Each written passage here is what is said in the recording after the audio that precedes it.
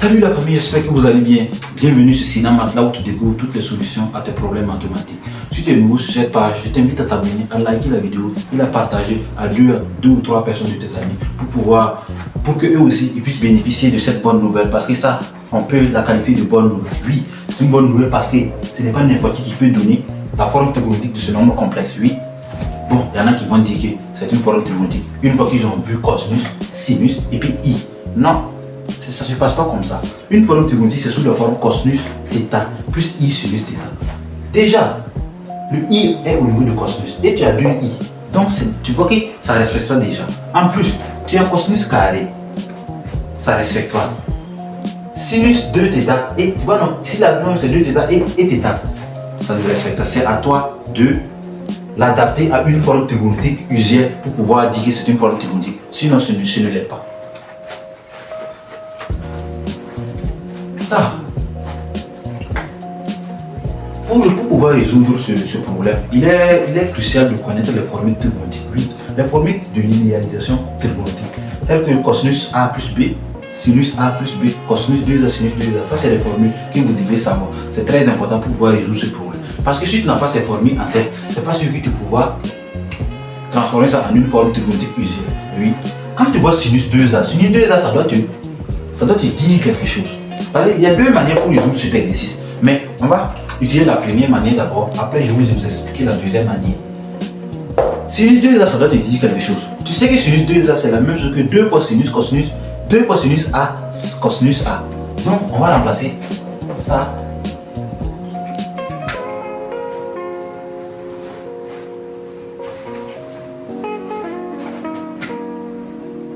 Ça, c'est égal à quoi? Moins 2 sinus θ cosinus θ plus 2i cosinus carré θ. Ok. On va factoriser par 2 cosinus θ. Donc si on factorise par 2 cosinus θ, on aura quoi? 2 cosinus θ facteur de ici. Il va rester uniquement moins sinus θ plus i. Il va rester ici également cosinus θ. Parce que c'était au carré et il y a un qui est parti, donc il va rester 1. Aussi, on factorise par i de nouveau. Donc on aura 2i cosinus θ. 2i cosinus θ, facteur de quoi? On aura quoi? Moins 1 sur i. Moins 1 sur i c'est égal à i. Ou bien tu multiplies ici par moins i et tu multiplies ici par moins i. Donc on aura i sinus θ plus cosinus θ bien sûr. Parce qu'on a factorisé par i. Oui. Et ça, on va l'écrire normalement. Ça fait 2i cosinus θ, facteur de cosinus θ plus i sinus θ. Ça, c'est une forme trigonométrique usuelle. Mais ça, ce ne l'est pas d'abord. Et comment faire? On va déterminer ensemble le module et l'argument. Une fois que tu as le module et l'argument, tu peux donner la forme trigonométrique facilement. Voilà, souvent c'est le module et l'argument qui causent un problème. Ça, tu peux considérer ça comme si c'était un nombre complexe Z1 fois Z2. Et voici Z1 et voici Z2. Tu considères ça sous cette manière et tu détermines le module et l'argument sans aucun problème. Suis-moi. Module de Z égale à quoi? Module de Z1, Z2, n'est-ce pas? Qui est égal à module de Z1 multiplié par module de Z2, n'est-ce pas? Donc, ça fait quoi? Module de 2i cosinus θ multiplié par module de cosinus θ plus i sinus θ. Ici, quand tu as module de ib, c'est la valeur absolue de B. Donc si B est positif, le module de ib c'est B. Si B est négatif, le module de ib c'est moins B. Vous voyez, si B est positif, le module de ib c'est B. Et si B est négatif, le module de ib c'est moins B. Ici, c'était ib. Avec B, c'est quoi? 2 cosinus θ. Oh, cosinus θ égale 0 à pi demi. Pour dire qu'il y a des éléments de 0 jusqu'à pi demi, si tu as le cercle, 0 est là et pi demi est là. Le cosinus est positif, n'est-ce pas? 0 pi demi, le cosinus est positif. Donc là, la trame est là, c'est positif. Donc on peut enlever la valeur absolue. Donc ça, c'est égal à quoi? 2 fois cosinus θ.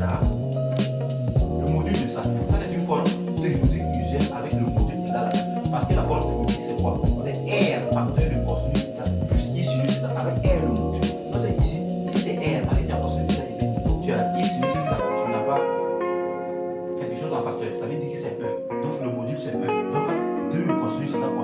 reste 2 cosinus θ. Donc le module ça fait 2 cosinus θ. Il reste l'argument.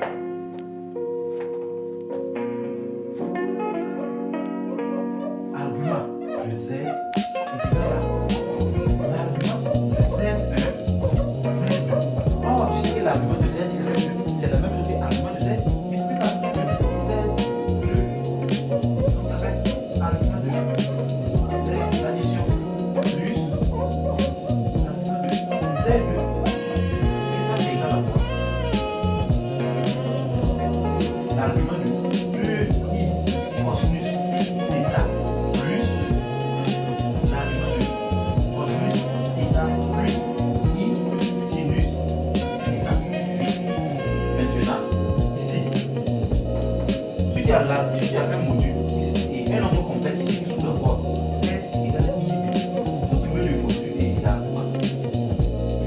Ça dépend du signe. Si B est positif, si B est positif, c'est pi. Si B est négatif, c'est moins pi. Ça dépend du signe de B, l'argument. L'argument de IB, c'est pi demi si B est positif et puis moins pi demi si B est négatif. Ok.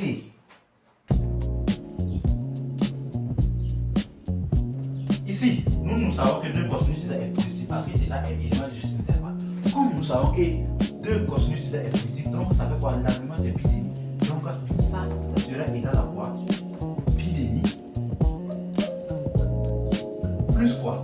Ça c'est un nombre, c'est une forme trigonométrique usuelle. Si c'est une forme trigonométrique usuelle, ça veut dire quoi? Ça c'est l'argument, donc plus θ.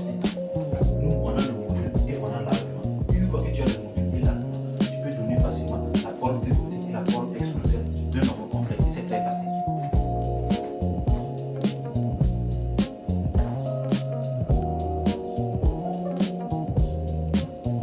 Nous avons donné la forme trigonométrique et la forme exponentielle ici. Donc on a Z qui sera égal à quoi? D'abord la forme exponentielle. Notre module 2 cosinus θ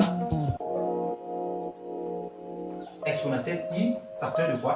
L'argument θ plus pi demi. Maintenant la forme trigonométrique ça fait quoi? 2 cosinus θ facteur de quoi?